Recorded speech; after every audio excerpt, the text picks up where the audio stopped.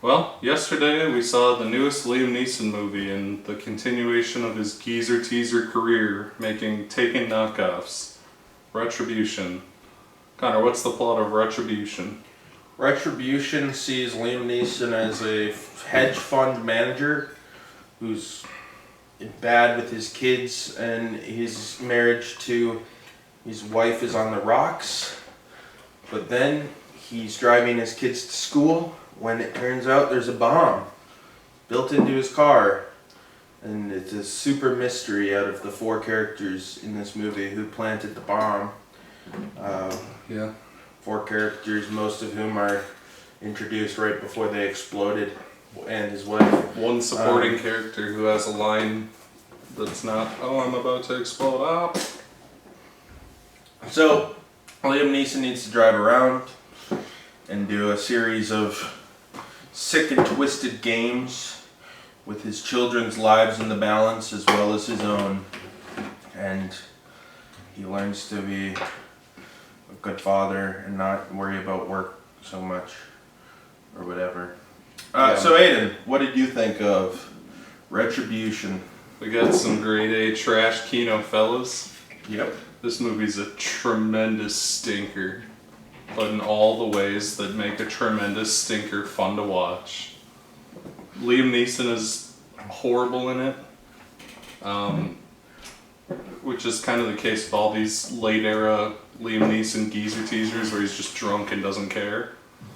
But more importantly, the supporting actors are also terrible, and every scene in this movie is funny. The scene where his wife calls, or where he's trying to find his wife, and he calls her friend, and he's like, "Where is she?" And then she's like, "She's at the divorce lawyer." And then the boy is like, "You and Mom are getting a divorce?" And then the little girl starts weeping, and like a tear rolls down Liam Neeson's cheek. It's incredible. Well, also, just from a script standpoint, it's very poorly written. There's a lot of lines that just make no sense.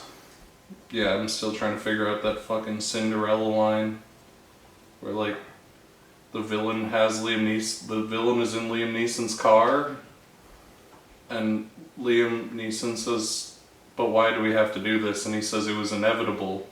Why did Cinderella's glass slipper fall off if it fits so well?"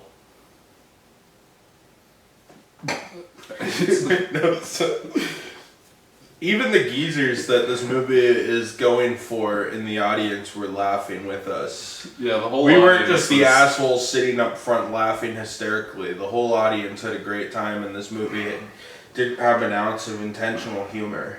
Yeah, there's a lot of shit going on.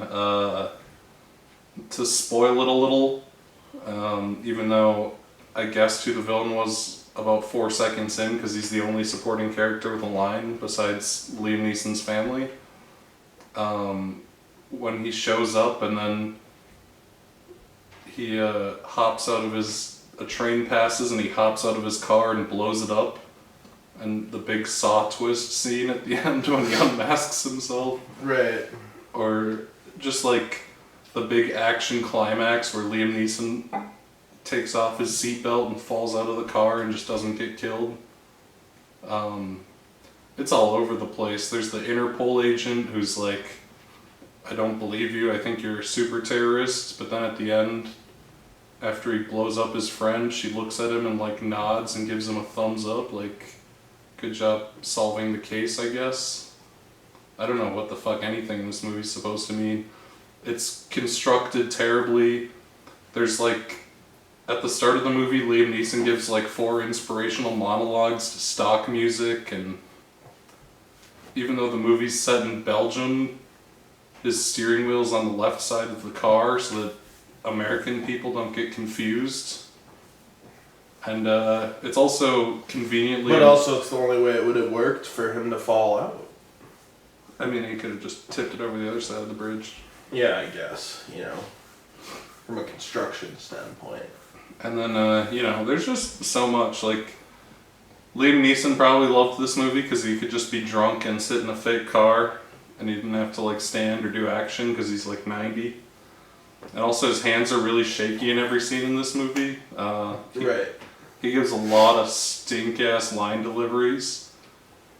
Like when he starts fake crying when he's told to shoot his friend with the gun and... God. There's just a lot going on. I went to the bathroom and I came back and all of a sudden his window was covered in poopy because some guy got blown up and shot poop all over his windshield, and it's just... Well, he's like, my friend from work. He pulls up on his friend from work and his friend from work's like panicking and then he blows up. Yeah. It's a bizarre, awkward, incredible stinker that's very fun to watch. You know what's hilarious too? What would have happened? Like, I guess he wanted to get the footage and he just knew Liam Neeson wouldn't shoot him. The villain's plan is very convoluted. Yeah, I don't... Start to finish.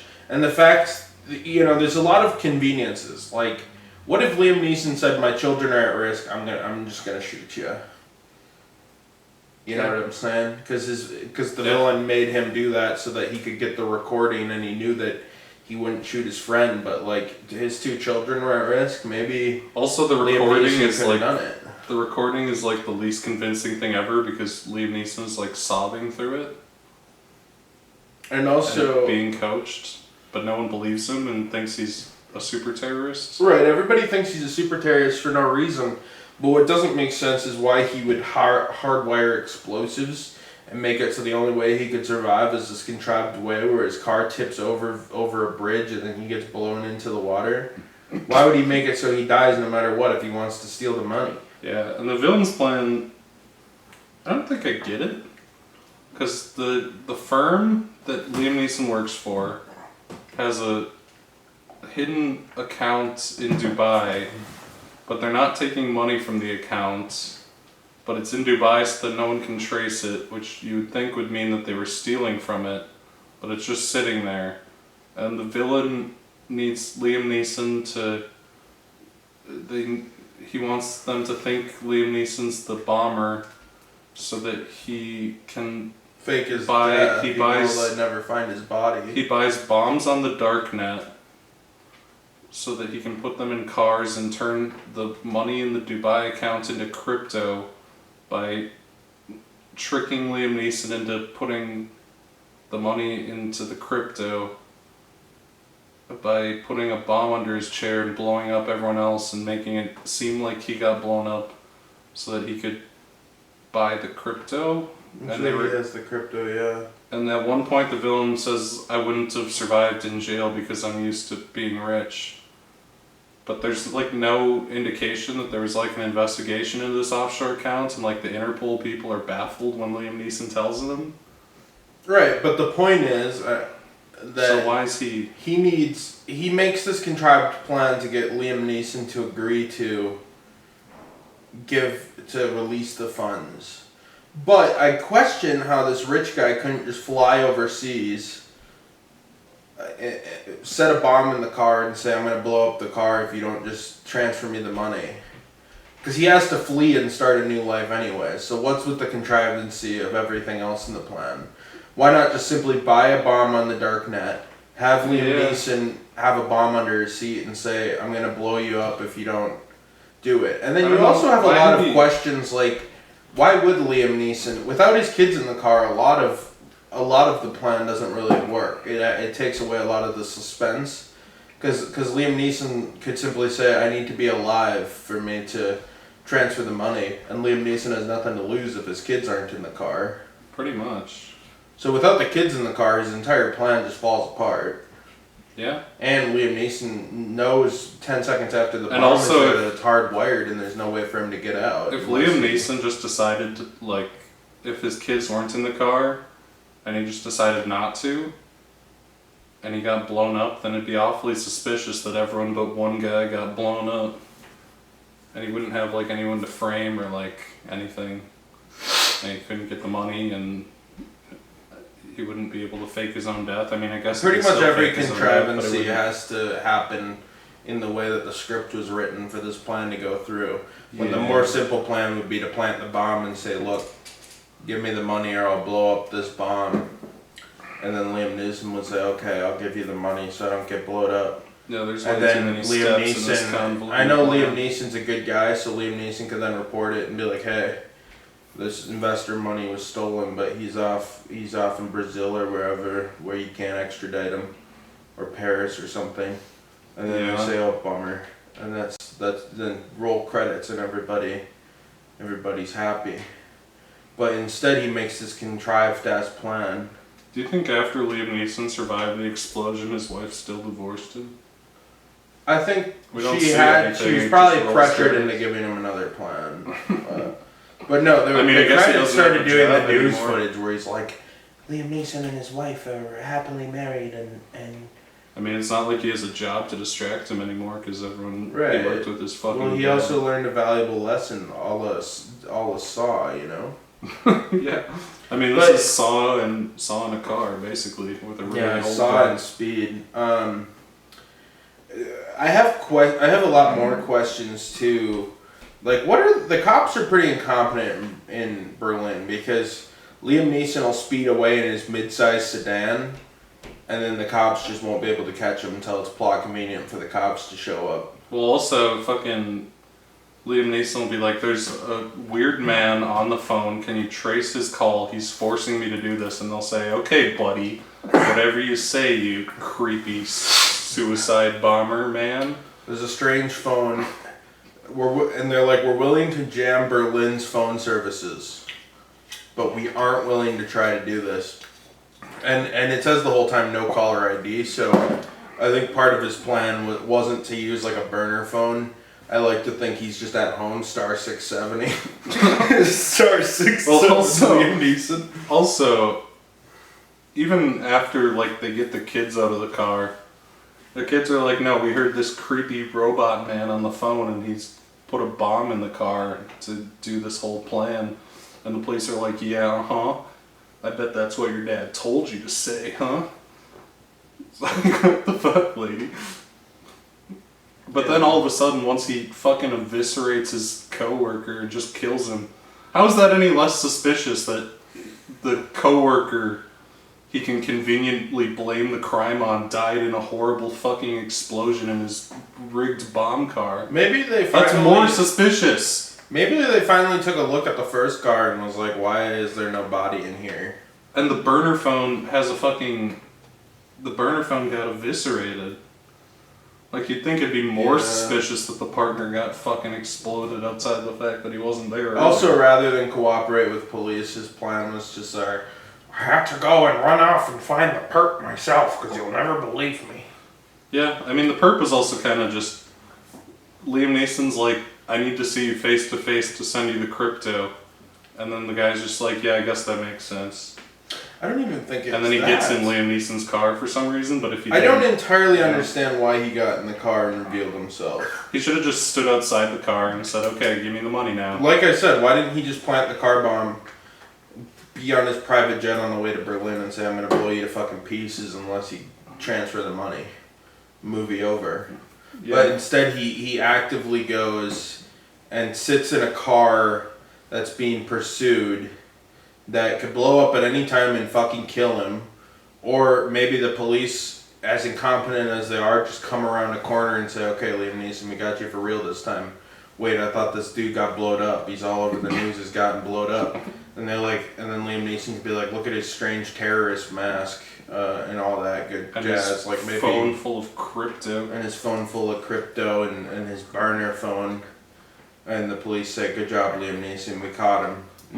Now the bomb squad can deactivate this bomb or something." For a movie that's all about people talking on phones, I thought when the villain was sitting in the car that the twist would be that Liam Neeson would be like, "Gotcha," and hold up the phone. He was on the phone with the Interpol lady, and the Interpol lady would walk up and arrest the guy, but Yeah, you would have thought that would have been not a bad plan for Liam Neeson to pull either. because that would have tied into the whole. This Because movie was is it the just start of people the on year phone. or at the end of last year that we watched that movie where the lady's like vlogging her mom's kidnapping or some shit? That was earlier this year. Missing. Missing.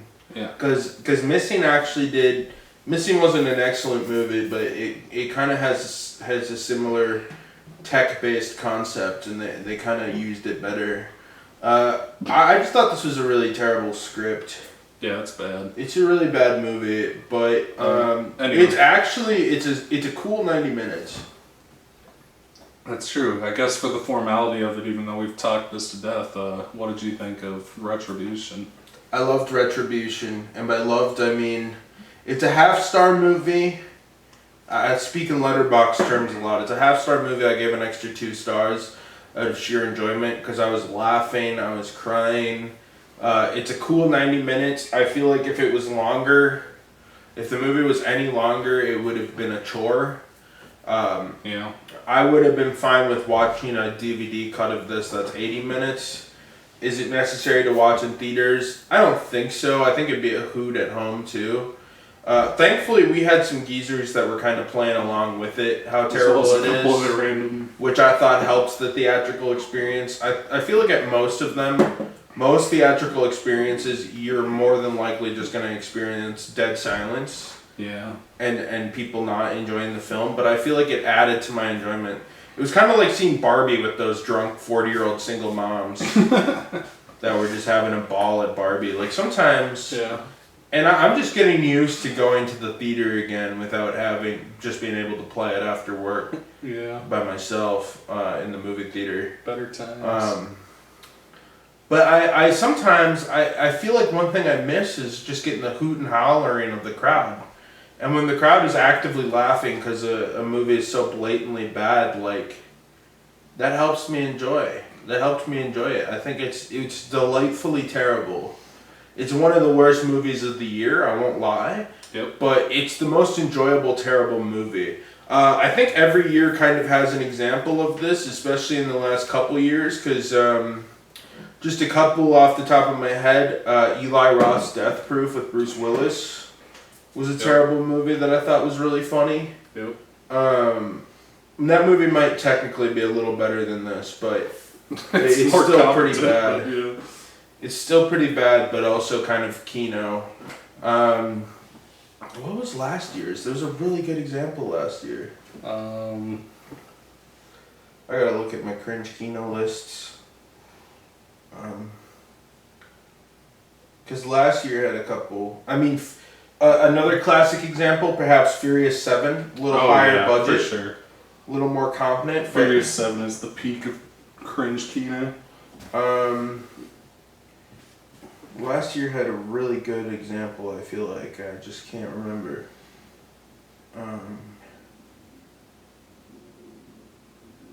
Because I was kind of going through the list of cringe Kino. Secrets of Dumbledore isn't terrible cringe Kino. It's a little too long. Secrets of Dumbledore is very funny.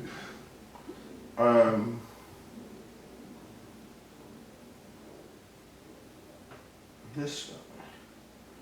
I don't know. Halloween Kills. That was another good one. Halloween Kills and Halloween Kills was kind of boring besides the two gay lovers, but Halloween Ends wasn't very good. Ends. Yeah, Halloween Ends was kind of had its cringe moments, but that's a good example of cringe Kino. Spiral, Spiral. I had a good time watching that, even though it's terrible. Yeah, just those are just a few. Even Liam Neeson, most of his movies are boring, but I love when a movie. This falls into the so bad it's good category. There's a lot of movies that are just so bad they're awful, and especially this year. And I would love to add this to the 1/2-star stack, but thankfully, I think my enjoyment of how terrible it is lifted it to a fun thing. So, Aiden, would you recommend Retribution? Yes. The burning question. Yes, I would. Short, sweet, funny, awkward, bad. It's a fantastic bad movie, especially if you have a service like A-List or something and you can just Yeah, A-List. I'm sure this will be free on Amazon Prime in 6 weeks. Yeah, this is going to be on Tubi. Tubi or something, yeah. But yes, I recommend Retribution. Connor, do you recommend Retribution? Yeah, I wouldn't go to a theater and pay like an exorbitant price, but if you're an A-lister or you want to wait for streaming or something, I would recommend it. I feel like it'll be lost in the shuffle and forgotten, Oh yeah. But it's definitely a movie that, you know, if you got a couple A-list reservations open this weekend and you're down to have fun, you know, maybe buy a beer from the bar and run out and just watch this kind of train wreck of a movie. Yep. Like, it's a funny bad movie, and I love a good funny bad movie. They only happen once or twice a year, but when they happen, you gotta love it. Yep. And so that sets this above a lot of the hot trash that has come out this year. Is it fair to say, I think we're at the point where 2023 has been a solid year, and I keep defending 2023 in all these videos, but we keep getting just trash. But it's not like it's a year of extreme highs and extreme lows. It's not a memorably bad year like 2017 or some of those. I think it's just a year of very high highs and very low lows. Yeah. And this is cringe Kino. So I too would recommend it. I wouldn't recommend paying for it, but yeah. For cringe Kino fans like myself, you will have a great time. Share some laughs, you'll cry. It'll be great. It'll be great.